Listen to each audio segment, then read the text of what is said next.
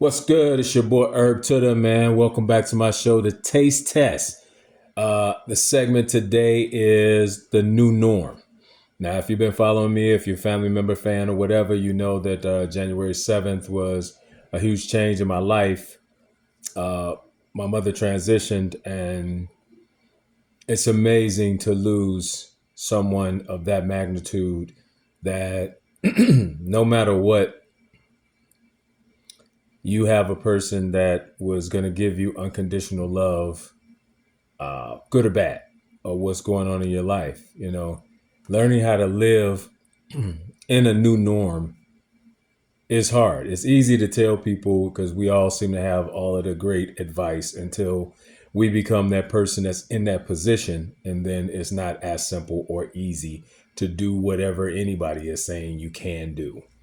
The new norm for me is trying to make sure that I understand to do some of the things that me and my mom talked about doing, and certain plateaus she wanted me to see me reach, and just making sure that my dad keeps living and not just close uh, the idea of moving forward, but no regrets at all with my mom because we talked about everything.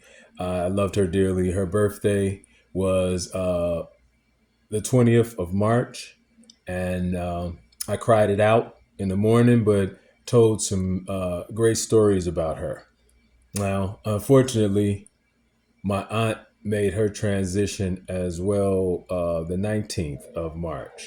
So it was a little harder to deal with the situation, period. So, trying to make a really good understanding of what a new norm is and how you live on. Because unfortunately, life is moving forward, and death is a part of it. And why I have no regrets with my mother, because I told my mother everything that she needed to know from me, and she told me everything that I needed to know from her. And it was a beautiful relationship, and I'm blessed to have had that type of time with my mom, and knowing that my mother was she did everything that she could do to actually make a good life for me. And I would tell people is that, as you see Michael Jackson on my shirt, I got a chance to see him live when I was 7, and then again when I was in high school. And with my dad, he as men were taught to take care of the family, make sure the bills are paid, and all that other good stuff. My mother was the one that knew that that meant something to me, so she did everything in her power to make sure that I was going to be there. Not that my father didn't help with the money, but you know, she made sure that I was going to get a chance to see him, and that was the deciding factor of me being an entertainer. Getting a chance to see that level of uh, commitment that Mike had when he was just about to break away from his brothers, but just it was so effortless. And at that time, Chicago was 100% segregated, but he had all of us in there: white, black, orange, purple, lavender. Everybody was smiling and laughing with each other and dancing to the music, and he was waving at everybody. We were waving at him back, him and the brothers. It was just great. So having to be able to live a new norm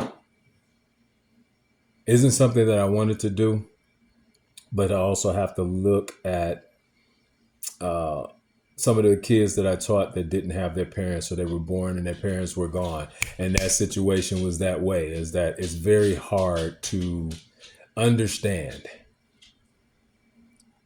your blessings when you have a loss like that. So for me, I'm going to pour it up and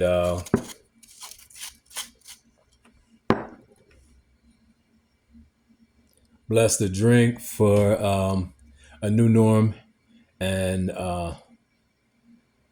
wishes and prayers that my mom and my aunt are pain free, having a good time with family, and how that is another two angels helping us out.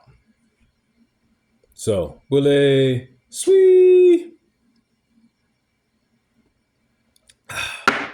Thank you for tuning in to this one, A New Norm. Find a way to continue to move on and tell great stories, but move on in a positive way. It's your boy Herb Dot, man. Listen, do something for somebody else. Trust me, to give you a chance to figure out where you're supposed to be. Holla at your boy, man.